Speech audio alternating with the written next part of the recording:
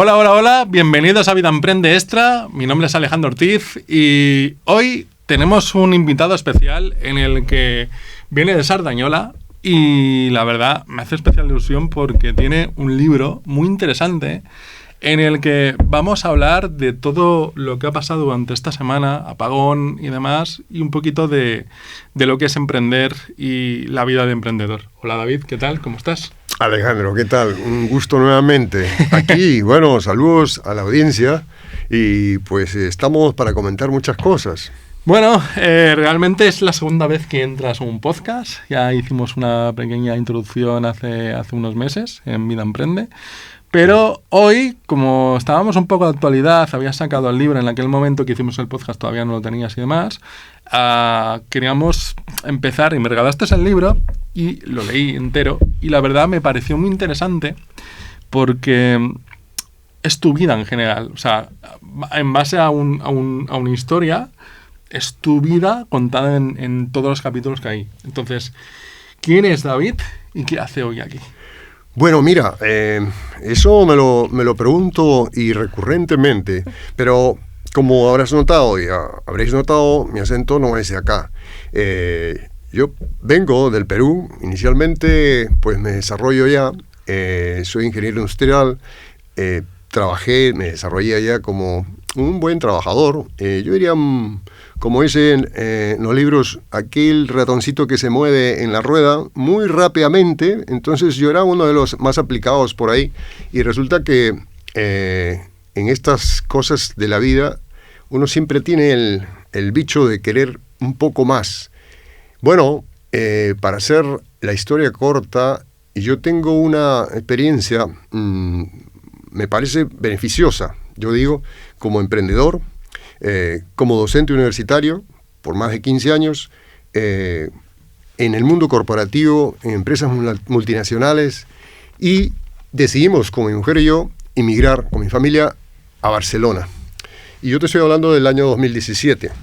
Uh-huh. Pues aquí al llegar a Barcelona encontramos un ecosistema muy rico en compartir todas las experiencias, los conocimientos, algo que en Latinoamérica, pues diría yo que está un poco, es muy difícil encontrar por el día a día, por las vicisitudes de hacer su propia vida un poco independiente. Aquí hay un tejido social bastante más rico que hace posible intercambiar esas opiniones sin pedir nada a cambio.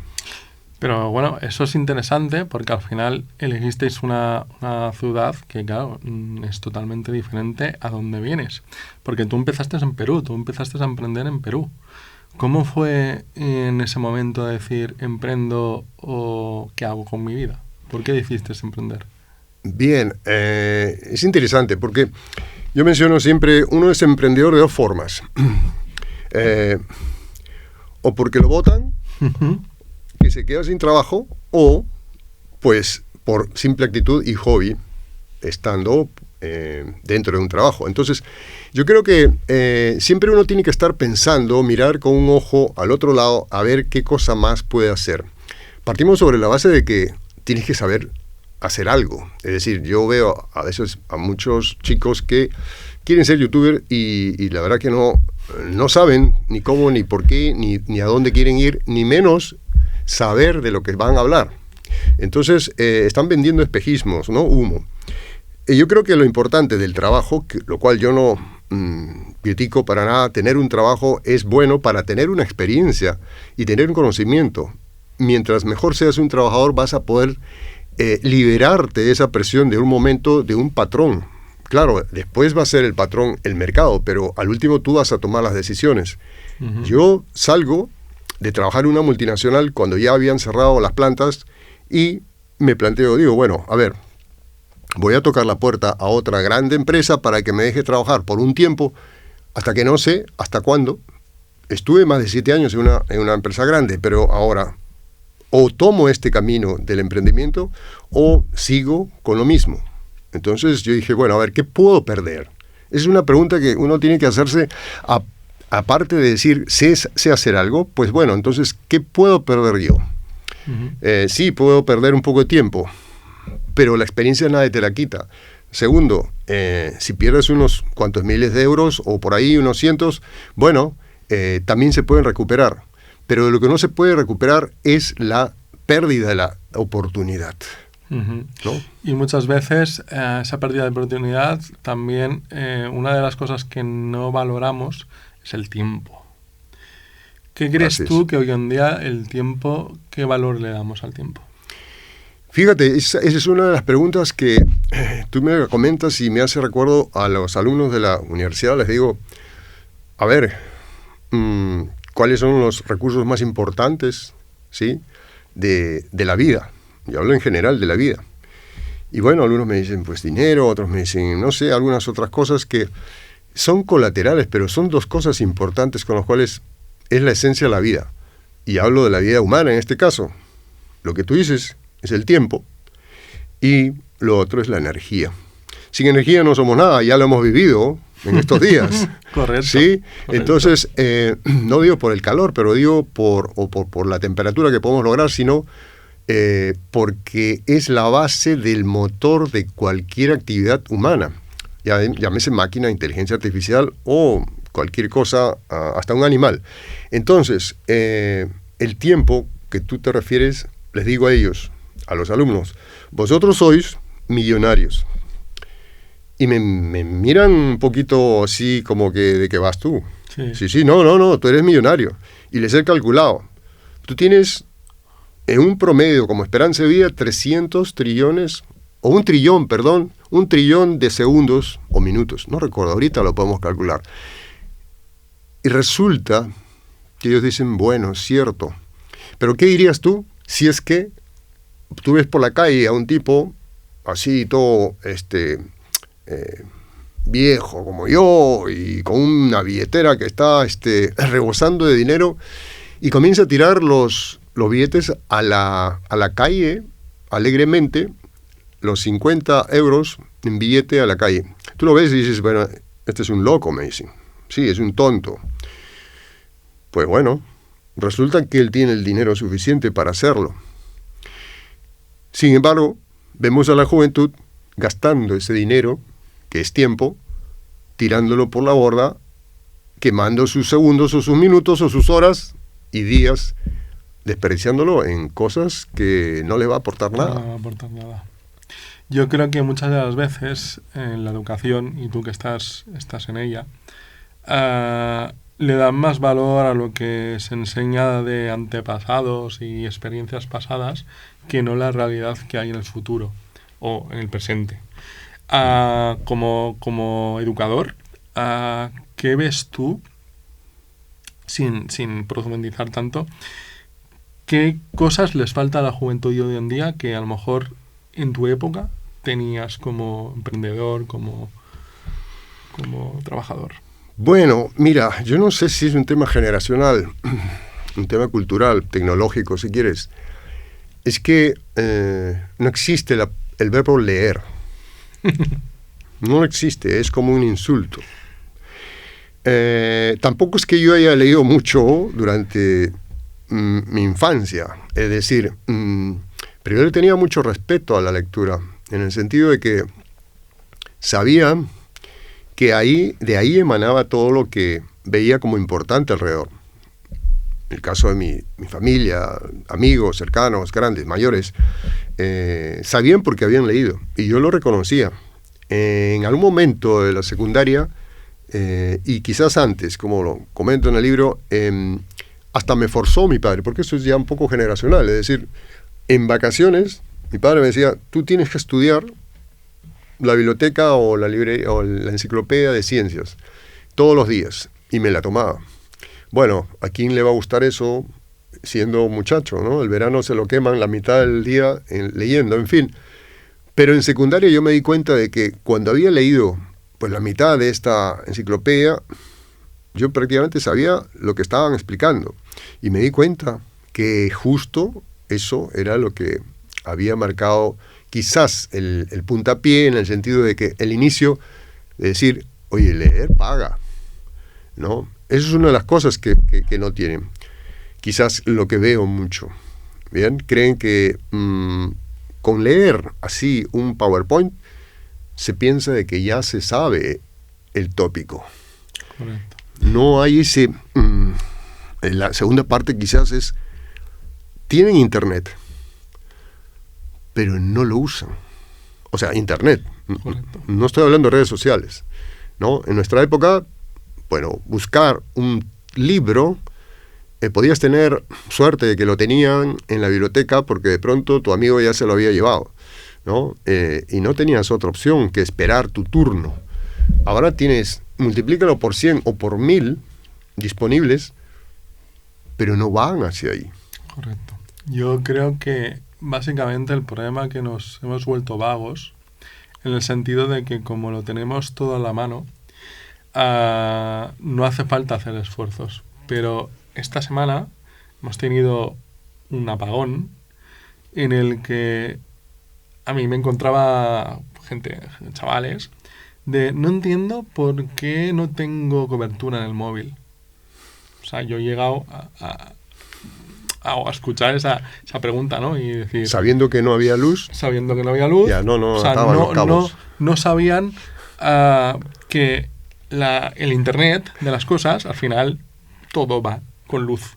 Entonces, yo me encontraba chavales de 20 y pico años, es que no entiendo por qué no tenemos Internet. Y era como, a ver, chicos, o sea, el Internet, todo va con electricidad.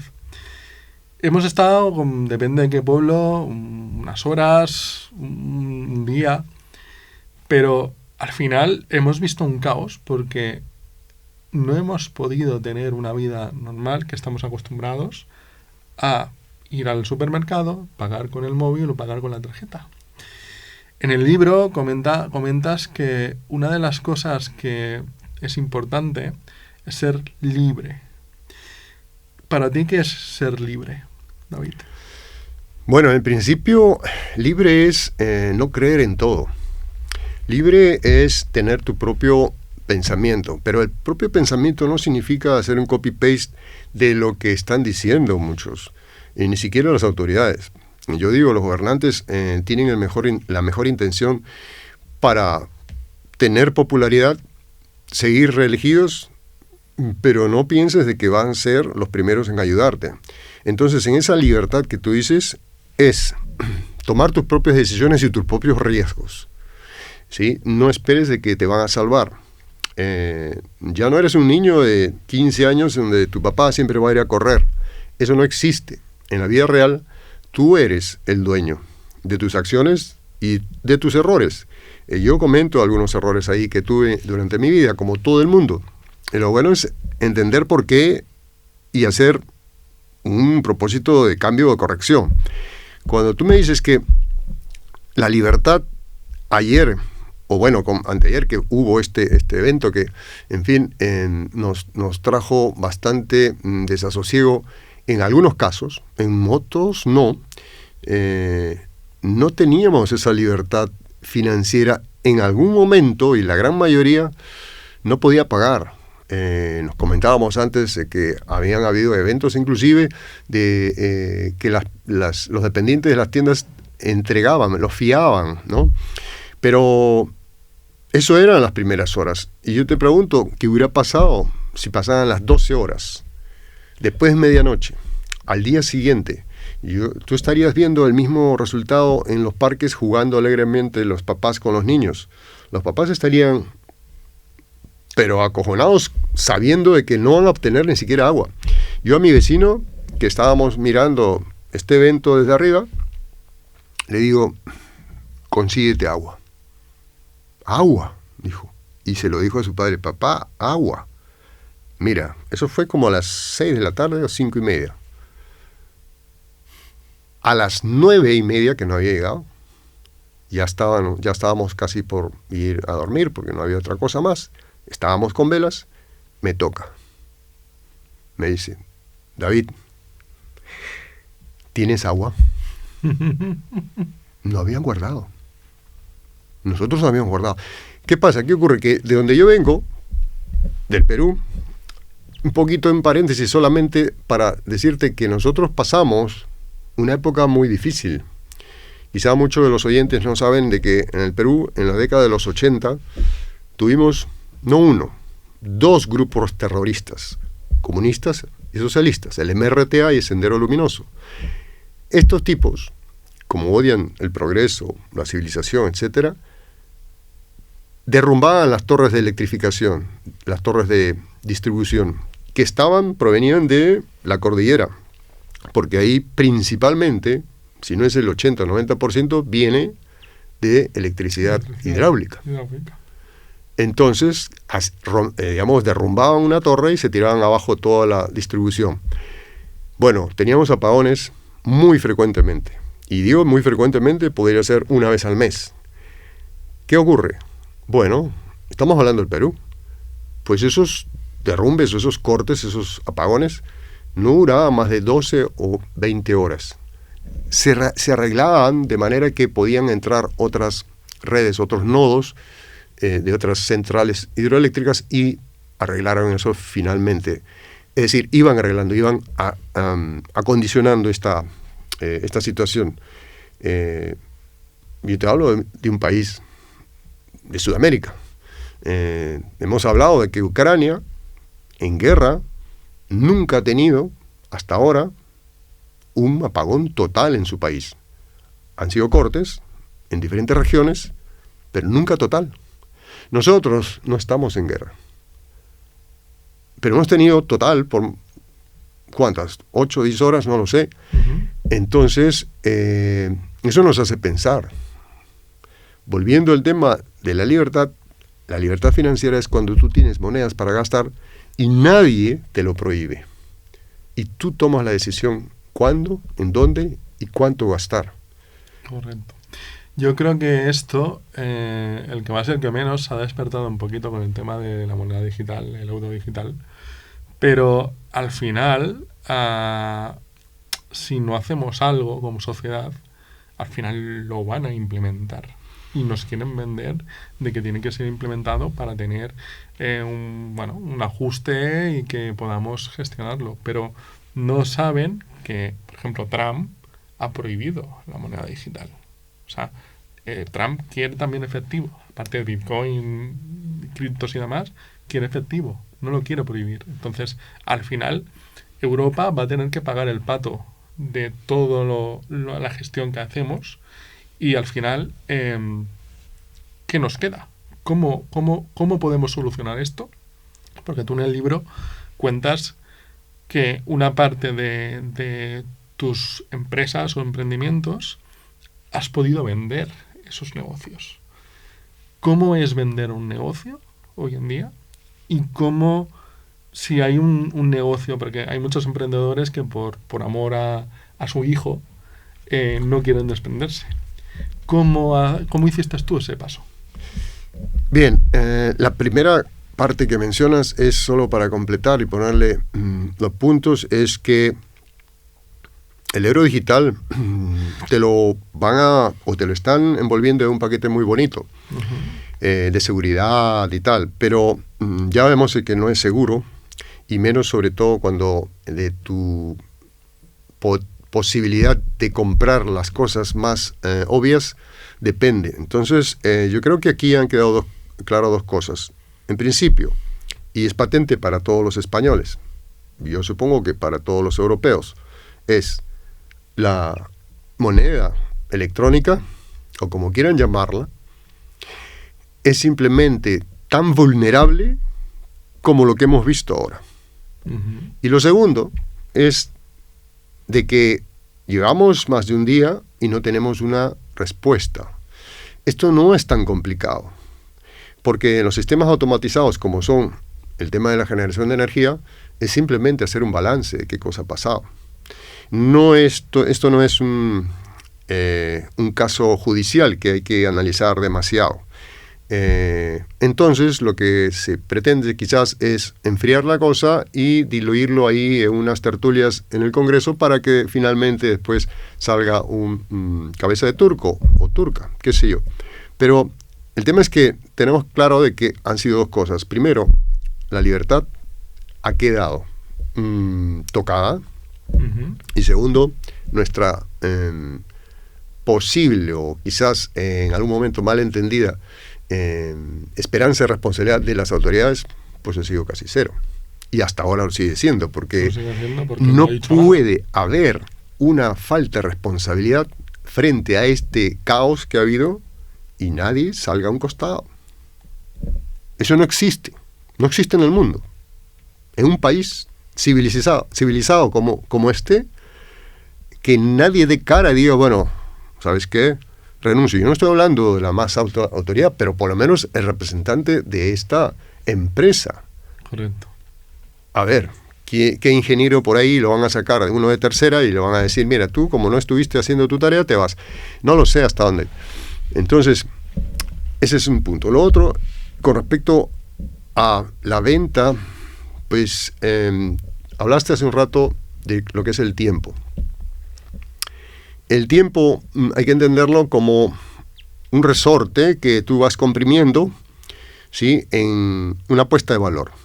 Ese resorte, en un momento determinado, tú tienes que apalancarte, tienes que liberar ese resorte. Es mi punto de vista. Hay gente que no, hay gente que dice, bueno, este es mi negocio y lo mantengo de por vida hasta cuando me muera. Es respetable, nadie está criticando eso. Es posible que sea así lo bueno para él.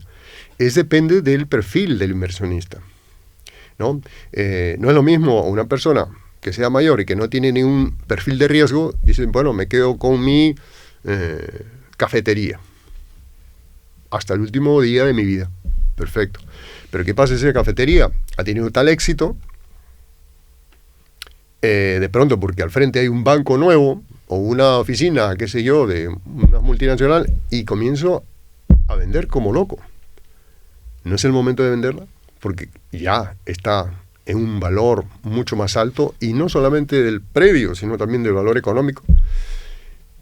Pues hay momentos en donde, pasado transcurre el tiempo, y tú tienes que analizar, sin estar caliente la cabeza, como dices, se dice, yo estoy casado con este producto, con este servicio, vio crecer a mi familia, me ha dado todas las alegrías, sí, pero cumplió su objetivo, porque ha sido tu energía y tu tiempo, y en un momento tienes que hacer cash out, tienes que coger e irte a otro lado. Es la recomendación, y ahí es cuando ves multiplicado esa inversión que lograste hacer.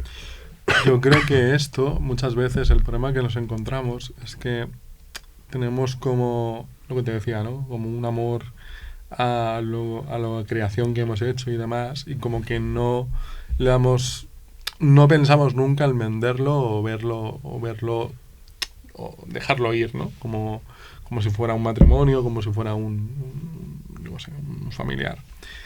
Yo, en ciertas maneras, cuando estamos montando un negocio, o la persona que está montando su primer negocio, ¿qué le darías o qué le dirías, qué puntos le darías para que ese negocio fuera exitoso y tenga esa mentalidad de que en algún momento, si tiene la oportunidad, poder venderlo?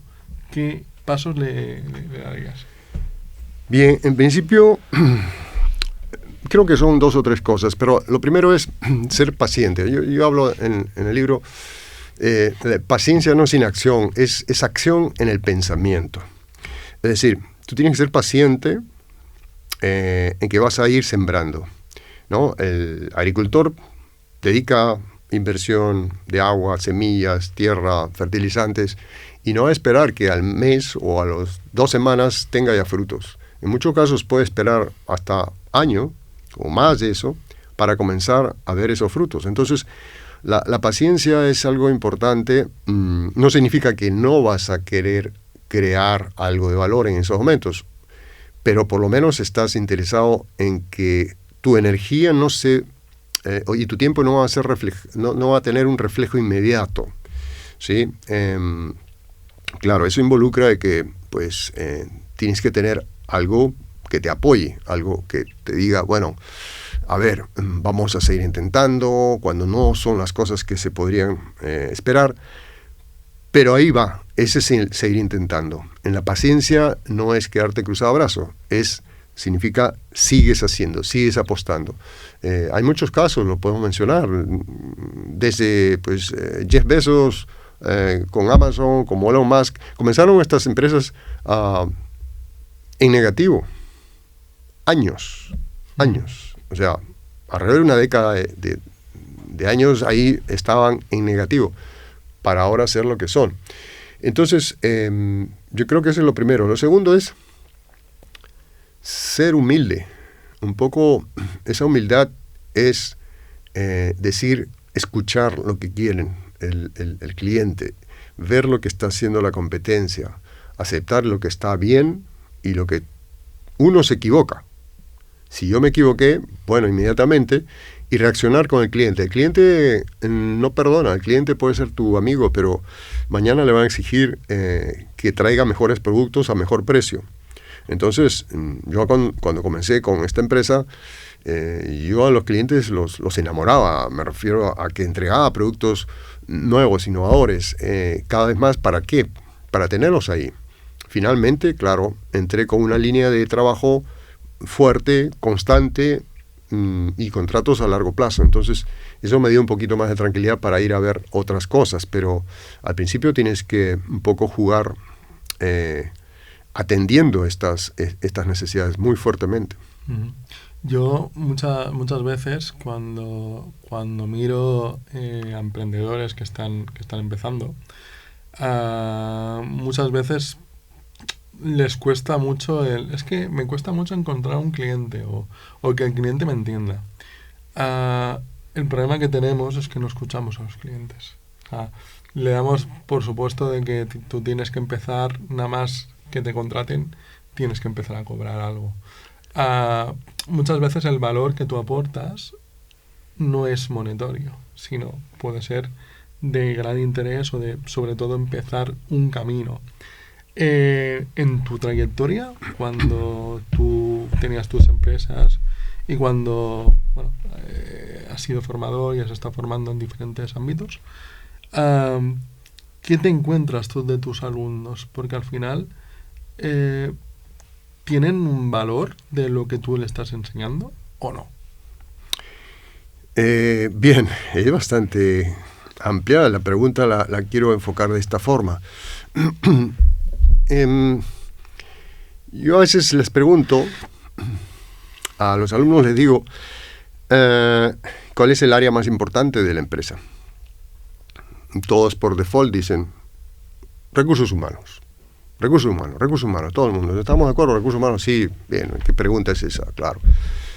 A ver, te digo, ¿tú puedes cortarte tu brazo o tu pierna porque quieres bajar de peso? No, pues, como que estás loco, ¿no? Bueno, la empresa, si es necesario, se amputa áreas, personas, secciones o países, si quieres verlo en un tema global. ¿Por qué? Porque quiere ser más eficiente en alguna forma. Bien, entonces podemos pensar de que esa empresa se equivocó y contrató a gente muy bruta y entonces está despidiendo a la gente que no correspondía a ese perfil. No, porque en todo caso el CEO sería el primero en salir porque fue el que dictó las políticas para poder contratar a esa gente. Entonces, lo que realmente a la empresa le interesa es tener beneficios.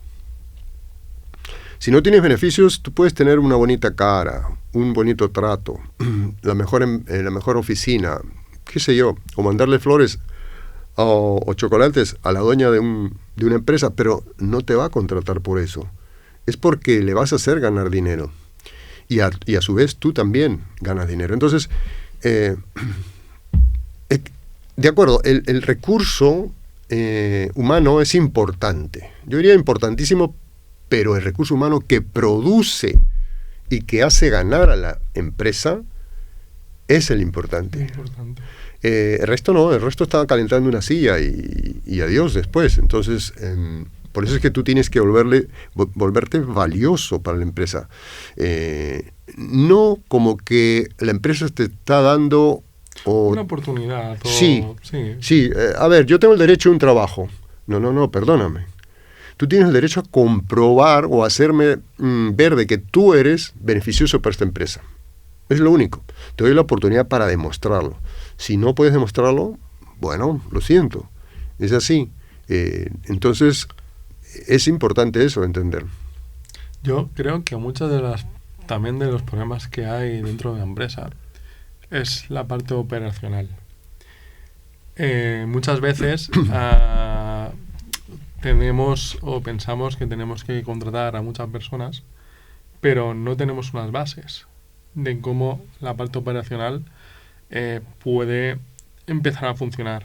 Muchas veces se hace que vas contratando a personas, por ejemplo aquí en España es habitual que contratas X personas y al final vas quitándote los que no están seleccionados, porque la ley te ampara que puedes estar durante 3 meses con esa persona.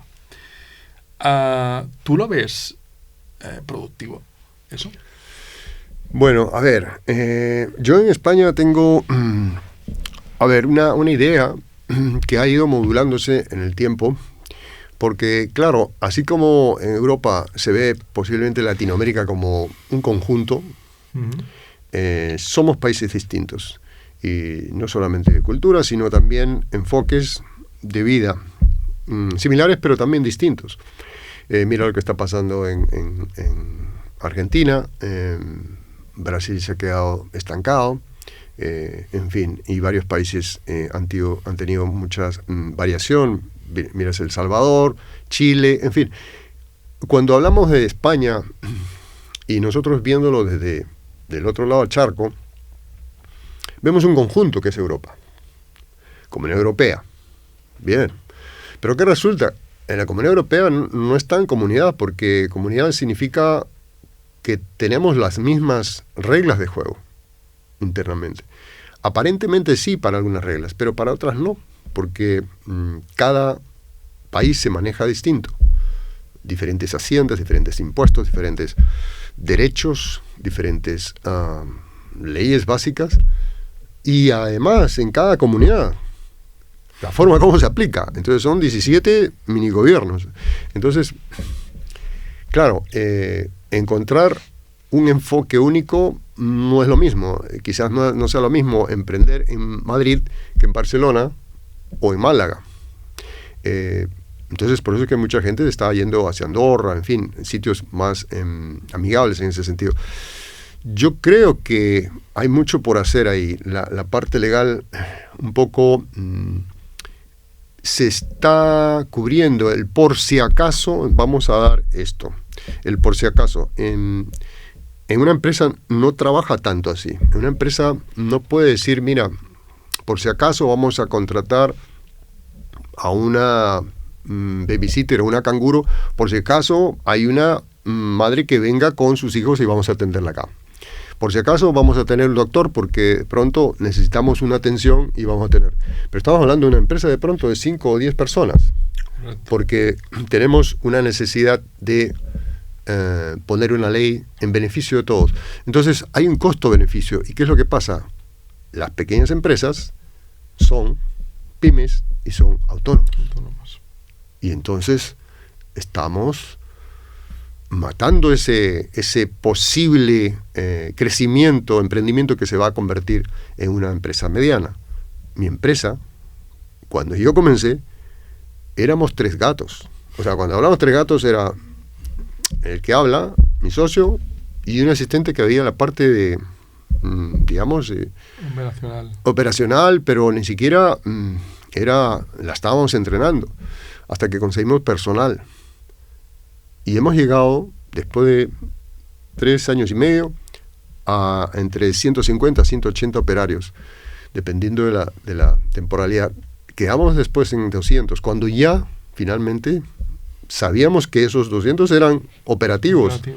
Y teníamos un staff de 12 personas, entre ingenieros, supervisores, gente de mantenimiento. Entonces, no puedo yo lanzarme a contratar todo ese personal desde un inicio. No lo podría. Pero ¿qué pasaba? En el Perú en esa época no teníamos estas exigencias que las tenemos ahora. Correcto. O sea, hoy en día, con toda la tecnología, con todo lo que se aborda, ah, es tema que tiene que ir muy rápido, muy rápido, muy rápido, muy rápido.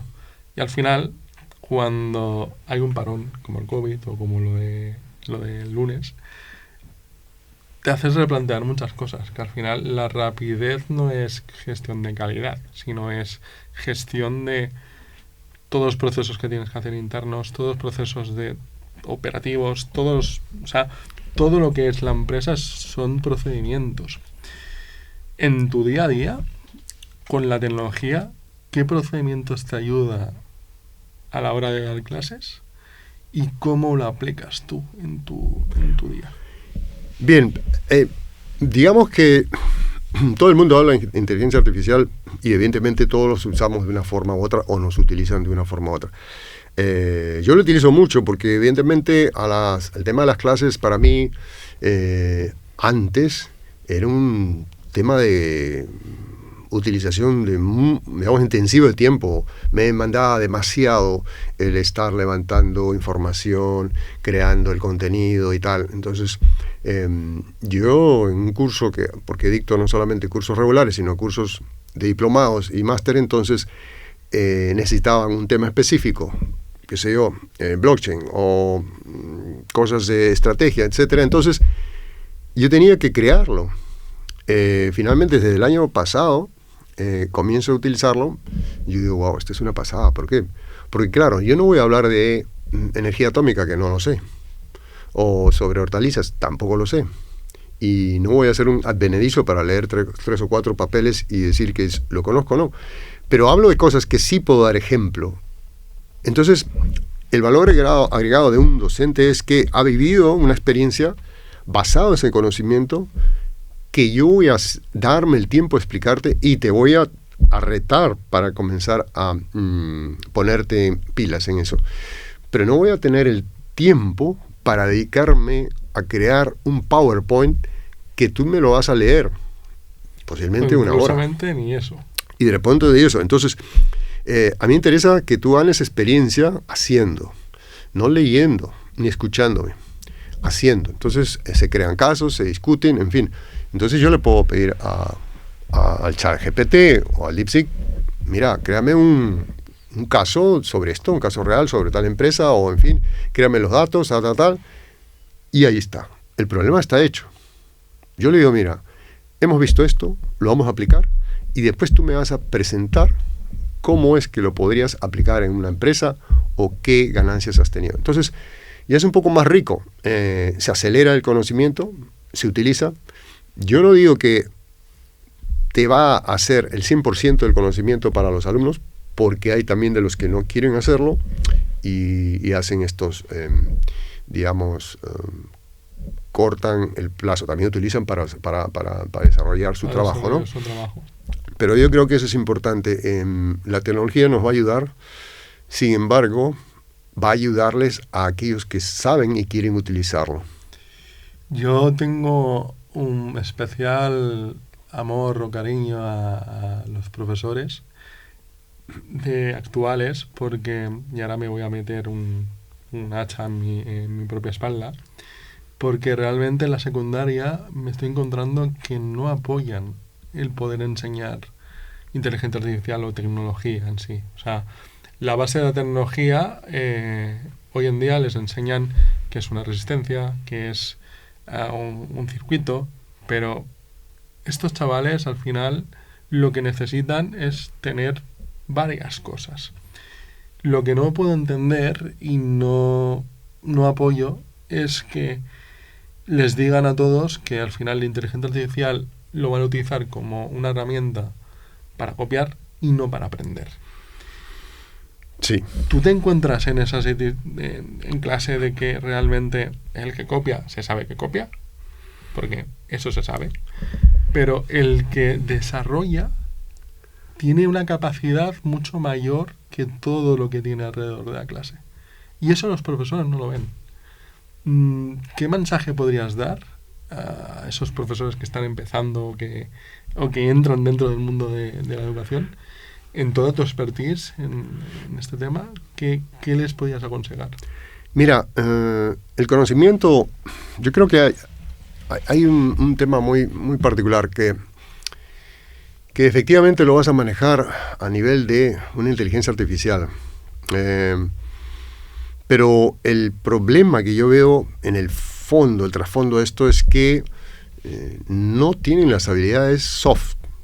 Quiero decir que por lo mínimo que deberían tener estos futuros profesionales es saber desarrollar su idea, llegar a tener una presencia en las cámaras o en los audios o en las conversaciones, en las negociaciones, que puedan transmitir con su lenguaje verbal una idea clara, hilvanar un pensamiento, ser críticos y desarrollar un pensamiento, pero que no lo van a hacer porque ahorita están más confiados en la inmediatez de una pulsación.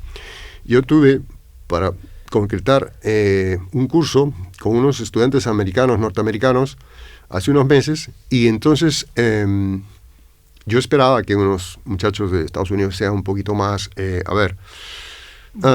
dialécticos, ¿no? Estamos en lo mismo. Muy contados casos, pero en promedio estamos en lo mismo. Les digo, hagan una presentación en un PowerPoint y no hacen más que leer y no gesticulan y no hacen, es decir, yo creo que un robot de inteligencia artificial lo hace más natural.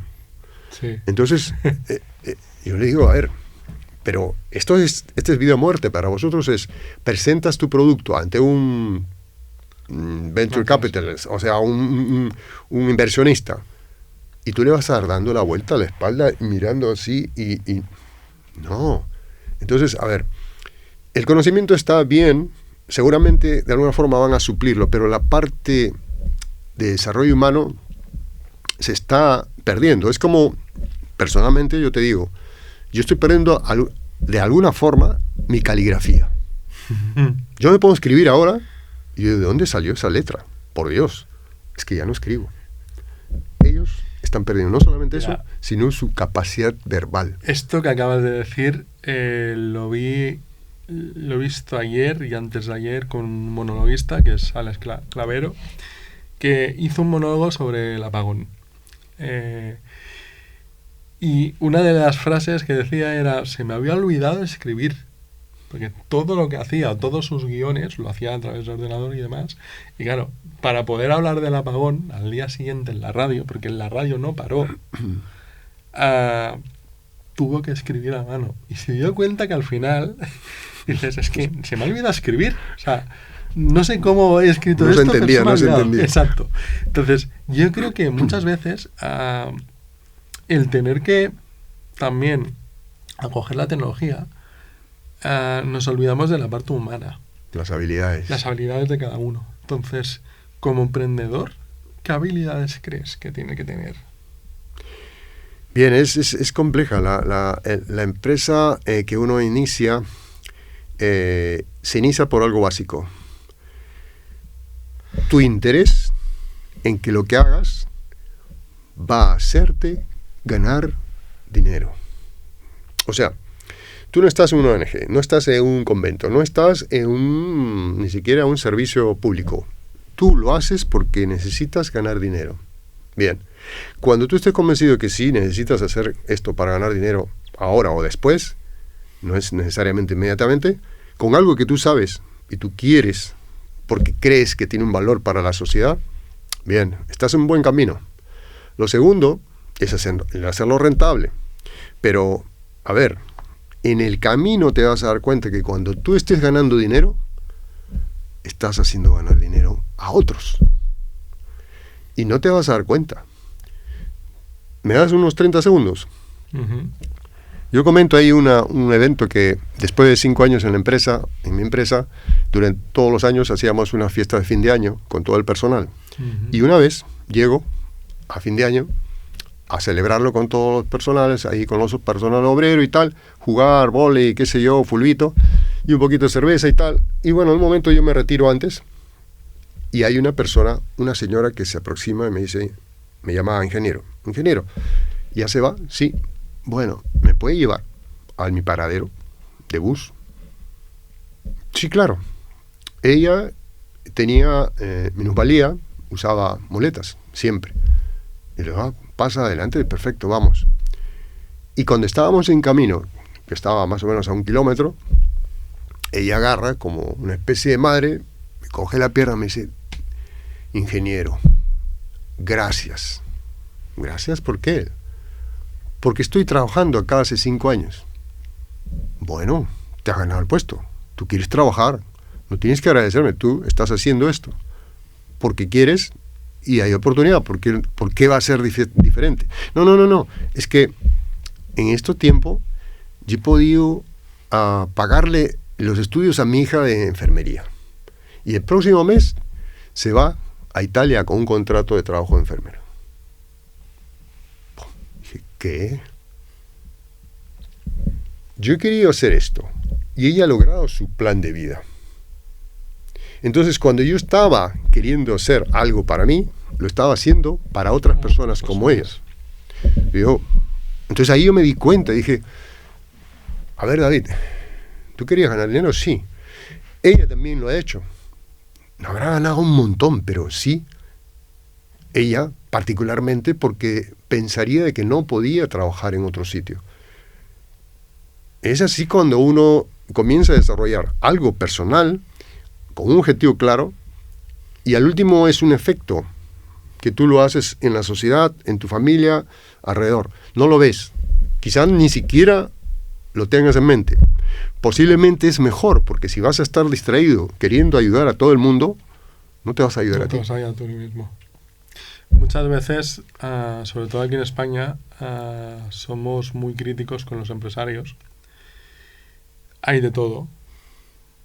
Pero llega un momento de que al final, como empresario, tú tienes una responsabilidad que al final no solo es tuya, sino todo lo que tienes a tu alrededor. Y muchas de las veces, ese riesgo que tú coges te hace ser vulnerable. No todo el mundo sirve para emprender, no todo el mundo sirve para fracasar, no todo el mundo sirve para aportar una empresa o un negocio. Pero, ¿qué le dirías tú a una persona que ya es CEO de una empresa grande y esos valores que empezó desde un principio han desaparecido? Bueno, lo que mencionas es, no voy a mencionar nombres ni empresas, pero he tenido conocimientos personales de CEOs, empresas multinacionales grandes, que la empresa le pagaba los gastos del supermercado. Te estoy hablando de un sueldo de $40,000 al año. Le pagaba a la empresa del supermercado a la señora,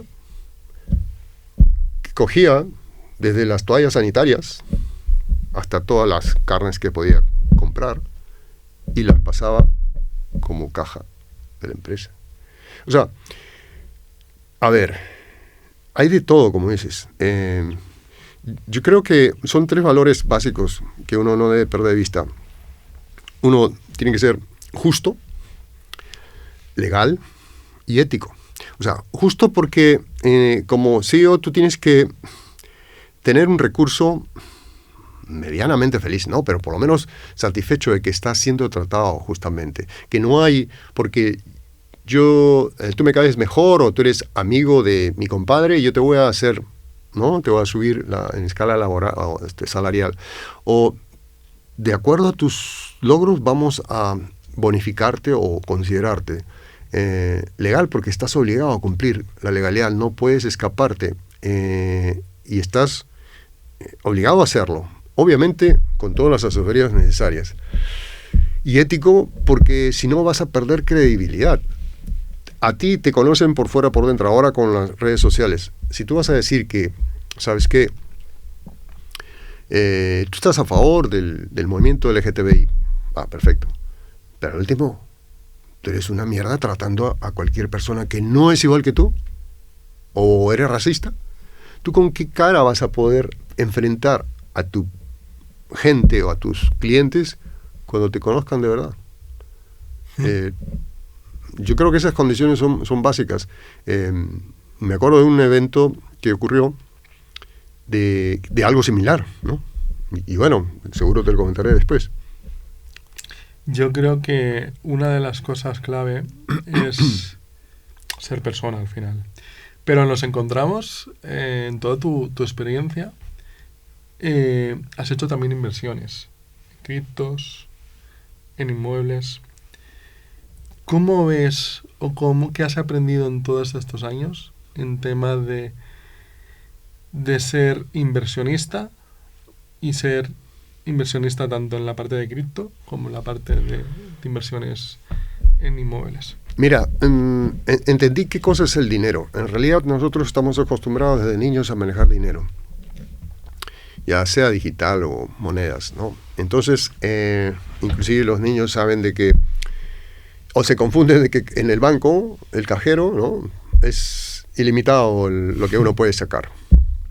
Así que eso es importante, es entender qué cosa es el dinero, las propiedades, porque si uno no entiende esa parte, realmente ya desdibuja la realidad del dinero. Entonces yo creo que es importantísimo leer sobre historia monetaria, leer sobre fundamentos del dinero.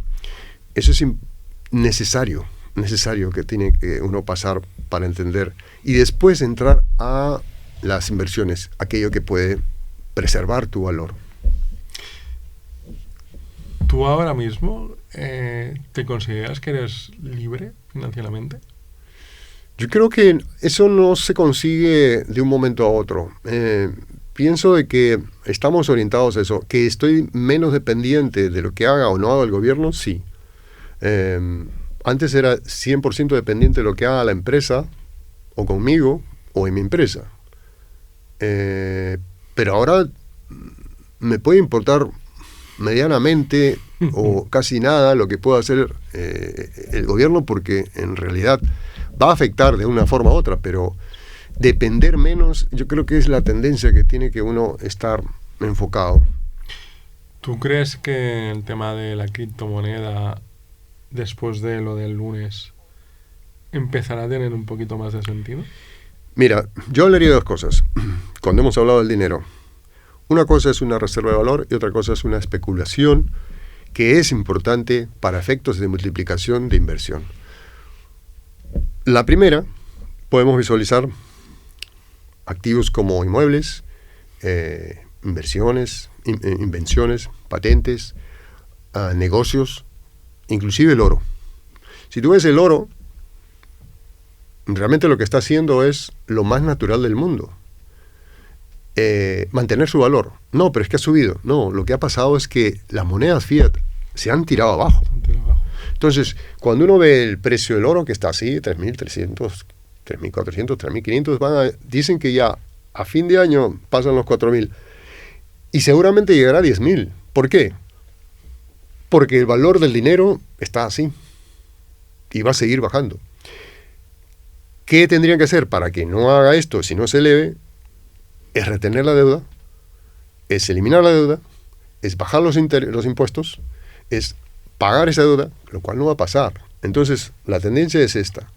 Y por otro lado, las criptos son momentums, que le llaman los inversionistas. Es decir, son picos de situaciones eufóricas o de tendencia hacia una determinada acción de gobiernos o de inversionistas grandes. Porque ya no lo hacen en la primera época o la segunda ola, que fue el 2017, conocida, que fue de los 2000 hasta los 19.000 y pico,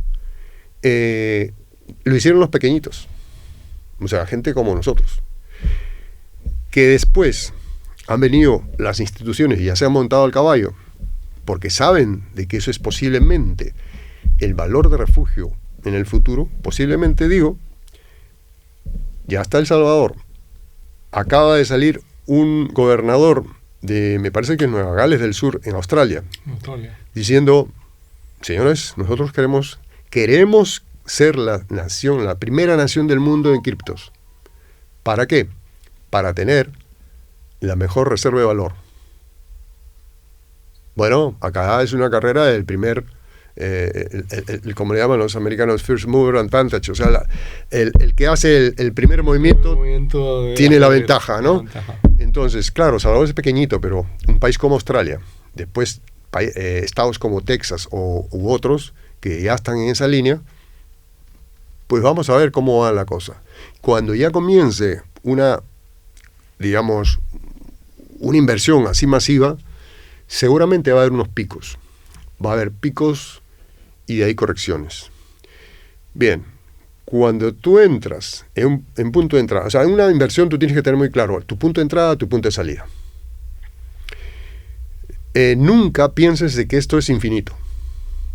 Si tú crees que este es el punto de entrada histórico, tú dices, bueno, aquí ya está estable, cogió una base, entro, con lo que yo pueda, y pueda soportar eso. Cuando comience esta multiplicación, tú simplemente di, ¿cuál es el punto de salida? Para mí. No, es que mira, en esta ola sí, el Bitcoin supera los $500,000. ¿Cuál es el punto de salida para mí? Correcto.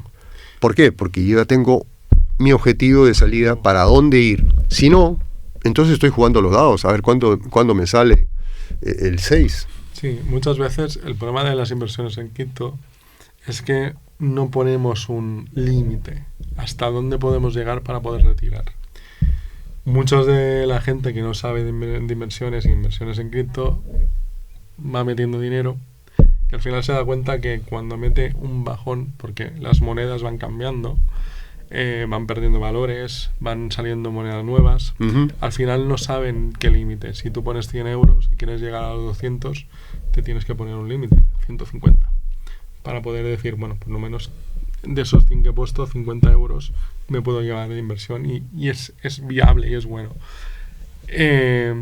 Tú en todo tu proceso que has estado invirtiendo en criptos durante este tiempo, ¿qué ha sido lo más valioso que has aprendido? Bueno, lo que te comentaba era, yo seguía a mucha gente, mira, no hablo de decenas, sino quizá de más de 100 horas de videos, de estar atendiendo o leyendo y preparándome. Yo entré tempranamente a cripto, sí, y me comí ese pastel de decir, mira, qué bonito, esto va, hablaban de cada día, levantaba el teléfono, miraba, subía $1,000, $1,000, $1,000, 3, 4, 5, 7, 10, 12, 15. No, es que aquí se va a 50. Todo el mundo se manda pues una fumada de esas y tú dices, los calculitos, estás flotando. Entonces dices, y nunca pude tener un punto de salida. Y ¡brum! Se bajó. ¿Qué fue? Es como un amigo mío, oye, ¿sabes que en un momento fui millonario? ¿Así? ¿Cuánto sacaste? No, nada. No eras millonario. Entonces, posteriormente, en la segunda ronda, dije, bueno, ¿en qué momento entrar y en dónde? Porque hay acciones de valores, de stocks, hay criptos, pero en esta ola, o esta onda, esta vez, se está hablando de que un Bitcoin ya no puede multiplicarse por 5 o por 10 veces como inició. Ahora ya estamos hablando simplemente en un marco de este ciclo que puede durar 1 o 2 años más de bull run, pues podría llegar en lo máximo pues a 2 o 3 veces, ¿no? Quizás llegue a $500,000 en 5 años y 2030 para adelante seguramente 1,000,000, sí. El tema es en qué momento sacas y cuando lo saques, ¿a dónde vas? ¿Qué vas a hacer? Entonces, yo entré con una opción bien clara y entré con otra moneda. Esa moneda, leí qué cosa era, me interesó, me gustó mucho y era de las pocas que sí se mantenía con gente que estaba cara a cara con el público. No es un proyecto que estaba ahí atrás y tú no sabías, entrabas en la web y había un hombrecito, un chinito o qué sé yo, y nada más. Entonces, entras ahí, conoces quiénes son en el proyecto y apuestas. Apuestas sí, porque va a haber un momento en que quizás haya una subida y quizás no. Es un riesgo. Eso lo tiene que evaluar uno tranquilamente. Uh-huh. Ahora, para ir terminando, David, te voy a hacer 3 preguntas. La primera es, ¿qué le dirías al David de hace 10 años atrás? Bueno, lo primero, hace 10 años, ahorra, invierte en Bitcoin. Y ahorra. Yo gasté mucho dinero en cosas, no mucho, pero digamos, me arrepiento haber quizás malgastado un poco el tiempo, el dinero. O sea, en cosas tontas. Tú podías ahorrar, invertir, inclusive hasta en oro. Tú invertías hace 10 años, estamos hablando de 2005, 2015. El oro podía estar pues en igual 250, 400. O sea, eso multiplicaba por 8 tranquilamente. O sea, en activos reales, ¿sí? La siguiente pregunta sería, ¿qué le vas a decir al David de hace 5 años para adelante? ¿Qué le dirías? No te digo 10, te digo 5. ¿Qué le diría el futuro? Uh-huh. Bueno, espero que hayas logrado tus objetivos. Y no mires el banco. Y por último, ¿a quién invitarías a este podcast? Bueno, seguramente coincidimos con eso en uno de ellos, ¿no? Pero hay varios españoles que son muy buenos. Sin embargo, pues yo sigo a muchos de ellos, a Julio Ramón Rayo, a Mar Vidal, ¿no? Mar Vidal, lo tengo en el punto de mira. Pues consíguelo, es magnífico. Mar Vidal lo tengo en el punto de mira, lo que pasa es que todavía no me he contestado, pero estoy en ello. Pues nada, David, muchísimas gracias, un placer. Y todos vosotros y vosotras, seguirnos, os dejaré en el enlace el libro, lo recomiendo 100%, es muy interesante y explica todo lo que es una empresa, todos los baches, todos los tejemanejes y sobre todo el tema de inversión y el tema de criptomoneda. Nos vemos en un siguiente episodio, un saludo y que vaya bien. Saludos.